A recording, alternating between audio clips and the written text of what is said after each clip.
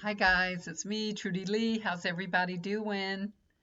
So we're getting a little bit warmer weather today. It's up to 75 degrees and the humidity's creeping back in. So I might have to turn on the air conditioner before long. So let's hope it doesn't get too hot too quickly.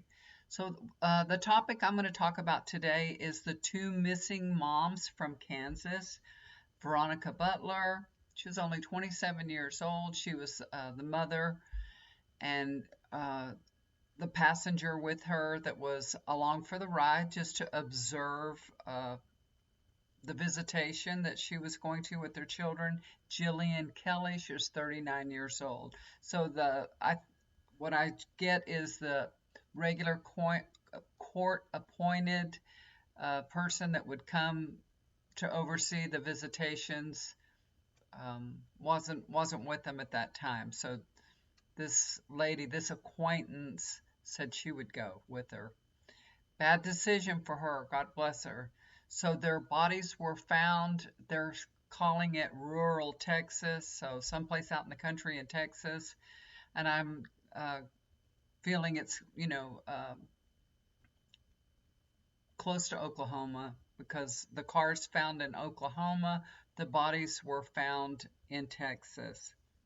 Now, four people have been arrested for their murder. I don't know if y'all are following along with that, but it seems uh, Veronica only had visitation rights to her children, that her ex husband had full custody and that she was visiting them, but she had filed for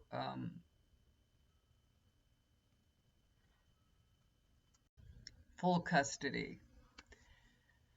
Okay, so they were living with the grandmother, even though the father had custody. I don't understand why that is, but that's the situation. Kids are living with their grandmother, and their father had problems with the grandmother too. When he wanted to come take the kids or visit him, he had to call the police several times to be able to see his own children, which is so weird.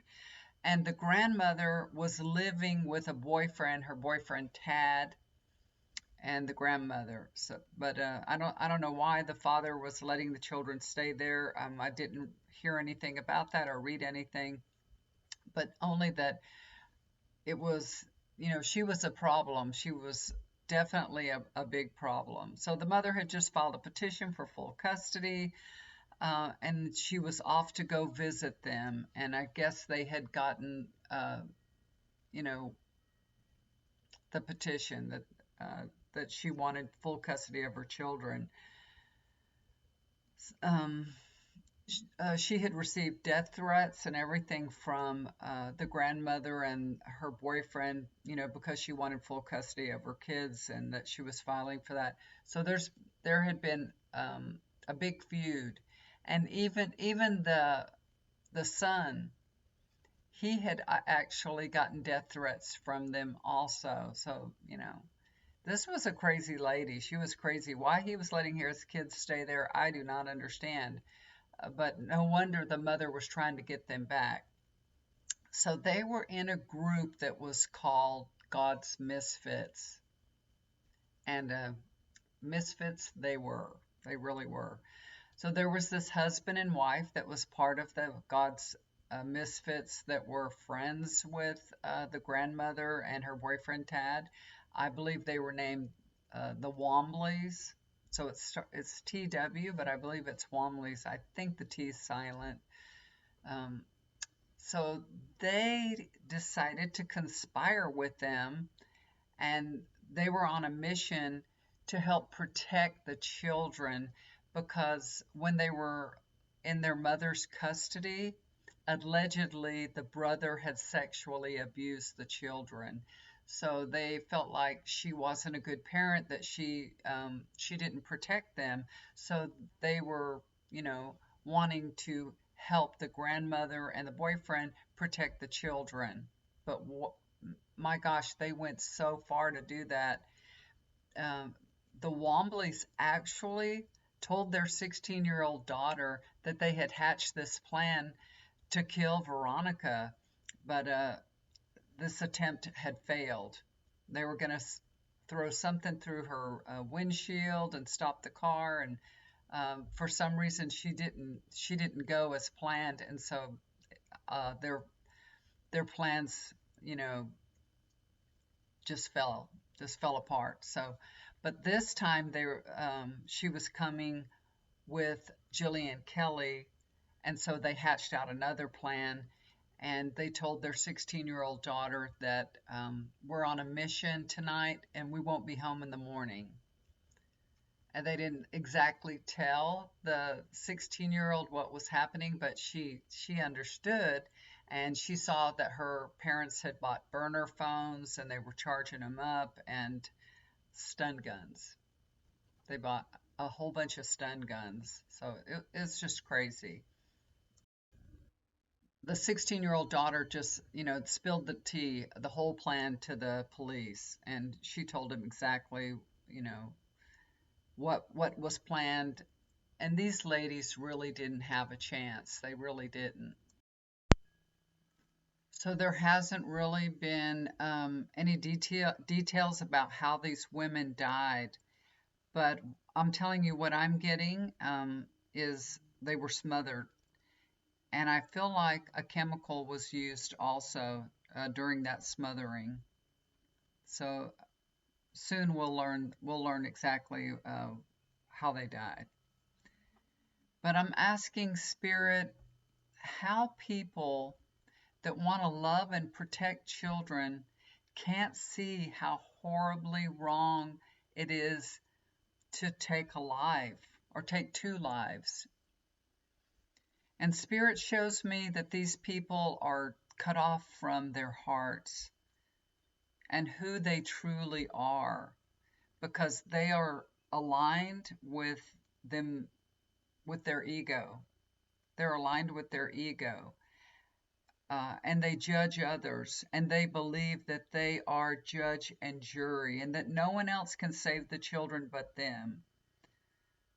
And that's because of their ego. It sounds like somebody else we know. But they're not rational. They have no compassion, and they're devoid of light, because I feel like they're just turned their back on the light. But this is free will. This is their choosing. So instead of acting out of love and compassion, they choose to act from hate and anger. So people like them that turn their back on the light, they what they're essentially doing is saying, I don't trust God. I don't trust God. I don't, it's because a lot of people say it's in God's hands. Well, these people don't trust. They don't trust anybody or anything. They only trust themselves. So they're really turning their back. When I say turn their back on the light, and I'm meaning turning their back on God. Um, so these people used to know what was right. There was a time in their lives, most of them, that they knew what was right, but they've decided that they know better than what is right, than what is God's plan, and they take lives into their God, basically, but they're just turning their trust away. They don't trust the justice system. They don't trust God. They don't trust the mother that gave birth to these children. Um, but this is a humbling experience for them. I mean, what a horrible way to learn a lesson. I'm just shocked and amazed that people can actually be so heinous and act so horrible to one another. I mean, but we see it in war all the time, but it's very, very sad. And we can see that they will become humble. They will eventually ask for forgiveness. They will see the error of their ways, and because they're going to have plenty of time to reflect on their actions. You know, I know that whatever happens in life is something that an experience and it's a lesson. So these kind of lessons that we see are lessons for all because they're so public, they're so out there, and we can see exactly what lesson they're learning and what experience they're going through. And it can have a lot to do with the organization that they were affiliated with, God's Misfits. So we have to really be careful who we align ourselves with, who we decide to give our power over to. And the best thing to do is align yourself with God. And you don't have to be religious and go to a certain church, but as long as you align yourself with the light and live within God's light, then even in free will, you'll make the right choices. Always ask yourself when you're confronted with a situation, ask yourself, am I acting out of love? Is this an act of love? Is this full of kindness and compassion? I don't believe those people ever had that thought in their mind. And now these children of these two mothers will, have to grow up without their mothers in their lives. And it's just very, very sad. But our justice system does work. And they actually caught these people rather quickly. And I know it's because of the daughter spilling the beans and telling the truth. So yeah, evidently, uh, I don't know if she was coerced into saying the truth or she was just fearful or she just knew it was wrong. A lot of children that are in these cult like type situations, they know things are wrong and they know their parents are doing wrong things, but they feel like they are not able to express themselves or to get out of the situations. And especially, can you imagine if you're a child living with a parent, you know your parent is committing a serious, heinous act, killing somebody.